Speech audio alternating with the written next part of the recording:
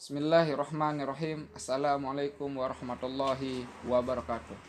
Alhamdulillahirabbil alamin, wassalatu wassalamu ala asrofil anbiya wal mursalin sayyidina Muhammadin wa ala alihi washabihim ajmain. Amma ba'du. Pertama-tama saya ucapkan banyak-banyak terima kasih kepada Bapak Darmawan selaku investor utama kami di perusahaan kami yang telah berkesempatan hadir pada sore hari ini, dan ibu-ibu, bapak-bapak yang berkesempatan hadir pada sore hari ini. Ya, kita sama-sama mengetahui bahwa pasar modal di sini merupakan pasar untuk berbagai instrumen keuangan jangka panjang yang bisa diperjualbelikan, baik berupa surat utang atau sering disebut dengan obligasi, equity, atau sering disebut dengan saham, reksadana, instrumen derivatif maupun instrumen lainnya. Industri pasar modal syariah di Indonesia ini sangat bisa kita katakan perkembangan yang signifikan. Bila kita melihat dari tahun ke tahun, dari tahun 2014 sampai dengan 2018, perkembangan pasar modal syariah ini bisa kita katakan sangat signifikan. Bila kita melihat data dari tahun 2014 sampai dengan 2018 itu, kenaikannya itu atau perkembangannya itu sangat bisa kita katakan signifikan. Lalu di sini dalam hal terjadi perdagangan efek di bursa efek mengenai kegiatan perantara perdagangan efek, di mana perusahaan efek di sini sering disebut dengan perusahaan sekuritas yang mempunyai peran penting dalam menunjang kegiatan pasar modal.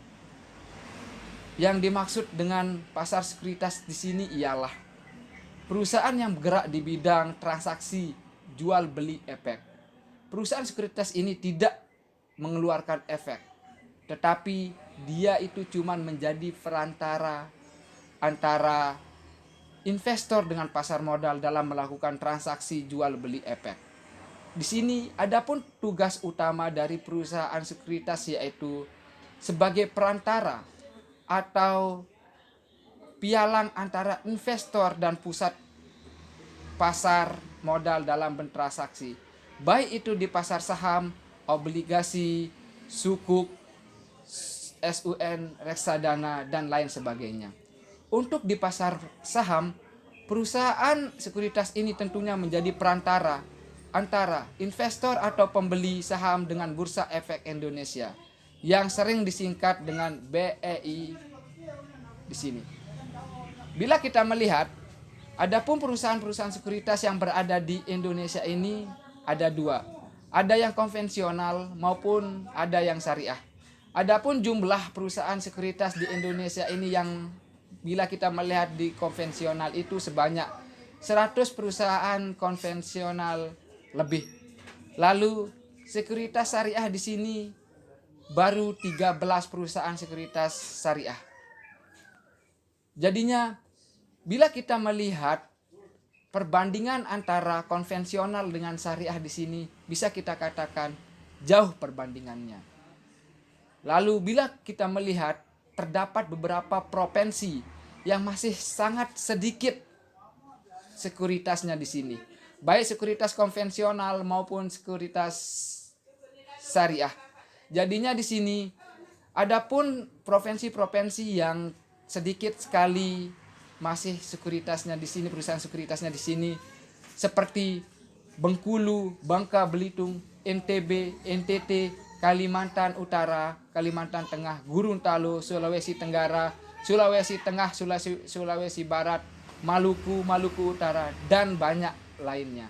Lalu di sini alasan kami mengambil sekuritas syariah yang berada di NTB di sini adalah karena mayoritas penduduk agama Islam yang berada di NTB Mataram tersebut lebih banyak daripada yang non muslim. Jadinya di sini perusahaan kami mengambil salah satu alasan untuk mendirikan sekuritas syariah di NTB ini karena banyaknya orang yang muslim. Lebih banyak daripada orang yang non muslim. Kemudian di sini profil perusahaan kami. Adapun nama perusahaan kami di sini yang bernama VT Reformasi Sekuritas Syariah. Lalu bentuk perusahaan kami di sini adalah pasar modal. Untuk bidang usahanya di sini yaitu sekuritas syariah atau perantara perdagangan efek broker syariah. Kemudian lokasi perusahaan kami di sini adalah Jalan Gajah Mada nomor 100 Pegesangan Mataram, Jempong Baru, Kecamatan Skarbele, Kota Mataram, Nusa Tenggara Barat. Kode pos 83116. Di sini adapun visi misi kami sebagai perusahaan yang pertama yaitu visi. Visi kami untuk menjadi perusahaan sekuritas terkemuka, terpercaya, inovatif di industri pasar modal Indonesia yang didukung oleh sumber daya manusia yang berkualitas, teknologi yang handal dan layanan terbaik bagi nasabah. Adapun misi kami di sini yang pertama itu memberikan solusi yang bernilai tambah kepada semua stakeholder yang berada di lingkup perusahaan kami. Lalu yang kedua, memperbanyak investor syariah yang produktif agar mampu meningkatkan perekonomian Indonesia. Ya, kemudian di sini adapun struktur organisasi. Struktur organisasi di sini yang sebagai direktur utama kami, mohon maaf sebenarnya beliau tidak dapat hadir pada sore hari ini di tengah-tengah kita bersama. Lalu Direktur Operasional Keuangan Saudari Herlina Suzantia. Untuk Direktur Operasional Pemasaran di sini saya sendiri Abdul Basit. Dan divisi-divisi lainnya itu sudah kami paparkan. Adapun lokasi dan informasi kami di sini untuk melalui WA kami sudah ada 087 763 445511. Lalu untuk di Instagram kami di sini PT Reformasi Sekuritas Syariah dan Gmail kami di sini reformasi@gmail.com.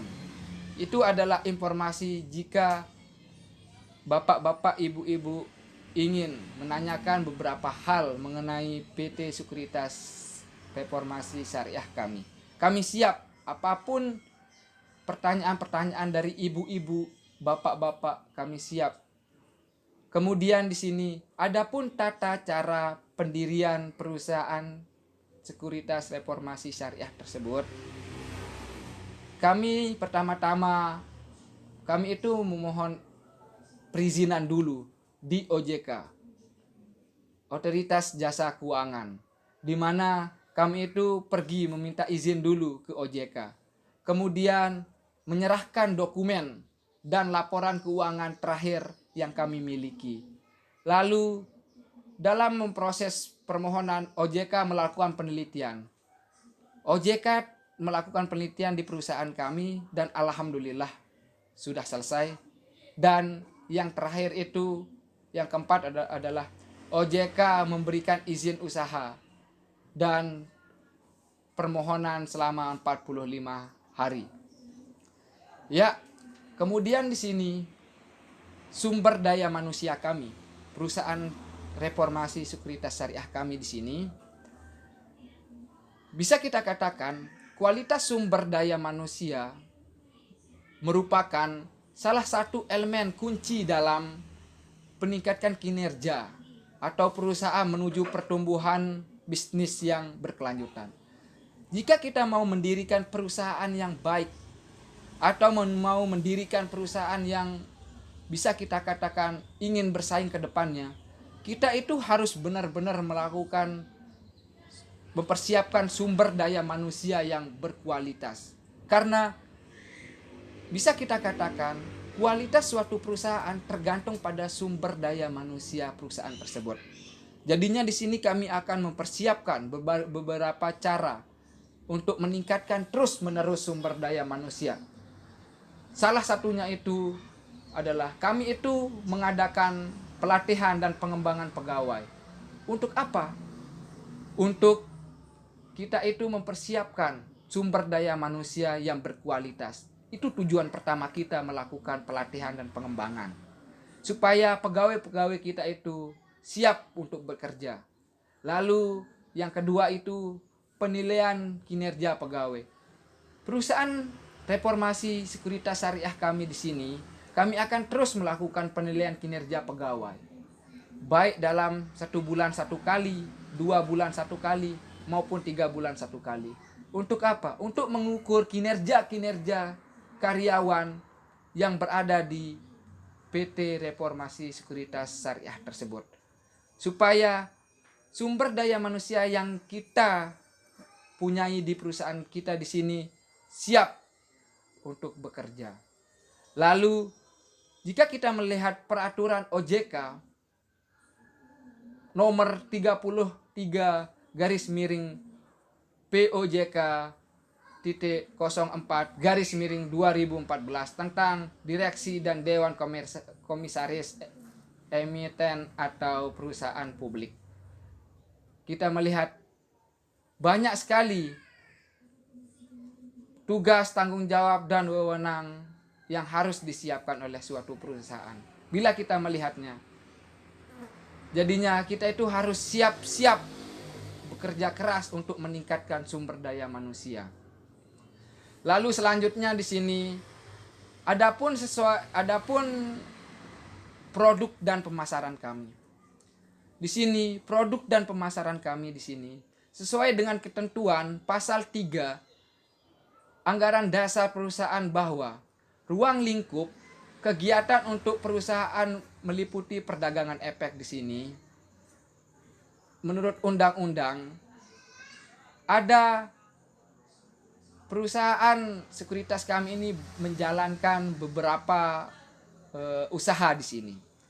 Yang pertama itu adalah perantara perdagangan efek atau broker efek. Yang kedua di sini adalah research up to date. Lalu selanjutnya yang ketiga di sini adalah Syariah Online Trading System atau SOTS. Lalu selanjutnya di sini adalah going to society. Yang kelima adalah CTS dan yang terakhir adalah channel fresh.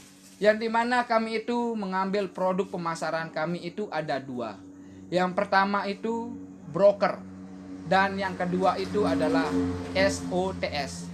Jadinya kami itu mengambil produk pemasaran itu ada 2 sebagai awal perusahaan kami ini pendirian supaya kami itu tidak kewalahan ke depannya. Baik, saya di sini akan menjelaskan mengenai landasan hukum mengenai pasar modal, yaitu Undang-Undang Nomor 8 Tahun 1995 tentang pasar modal yang bertujuan untuk memberikan kepastian hukum terhadap pihak-pihak yang melakukan transaksi perdagangan di pasar modal. Nah, di sini saya akan menjelaskan mengenai fatwa yang berkaitan dengan pasar modal syariah. Terdapat 17 fatwa DSN MUI, akan tetapi 3 diantaranya yang merupakan dasar pengembangan pasar modal syariah. Yang pertama, fatwa DSN MUI nomor 20 garing DSN MUI garing 4 garing 2001 tentang pedoman pelaksanaan investasi reksadana syariah. Yang kedua, fatwa DSN MUI nomor 40 garis miring DSN MUI garis miring 10 garis miring 2003 tentang pasar modal dan juga pedoman umum penerapan prinsip syariah di pasar modal syariah.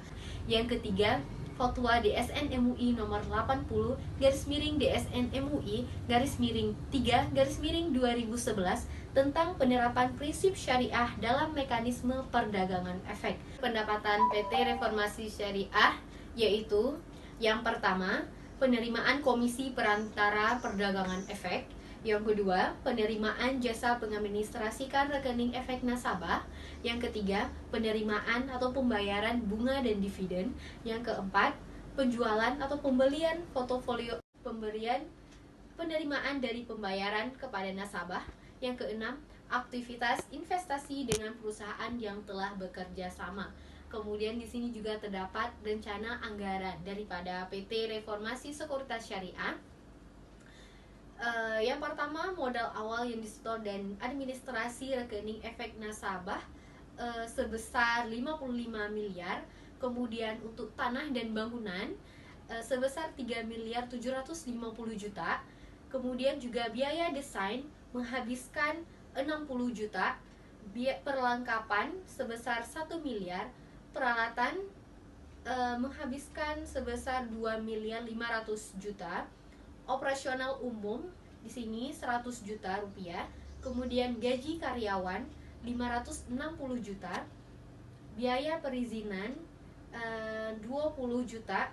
Biaya promosi dan periklanan sebesar 100 juta. Dan juga biaya lain-lain yang tak terduga sebesar 950 juta 500 ribu. Kemudian total dari keseluruhan rencana PT Reformasi Sekuritas ini sebesar 64 miliar 40 juta 500 ribu. Sumber daya manusia merupakan salah satu elemen penting dalam meningkatkan kinerja dan daya saing perusahaan menuju pertumbuhan bisnis yang berkelanjutan. Dalam kaitannya dengan pengembangan kualitas sumber daya manusia, perseroan bersepakat untuk mendukung penuh tekad pemerintahan Indonesia untuk menyambut era revolusi industri 4.0, mulai mengkaji, meredefinisi, dan juga merancang peningkatan Bursa Efek Indonesia dalam mempercepat pertumbuhan perekonomian nasional, di mana menjadi salah satu energi penggerak bagi perusahaan, yaitu untuk meningkatkan kualitas sumber daya manusia dan juga menciptakan lingkungan kerja yang produktif.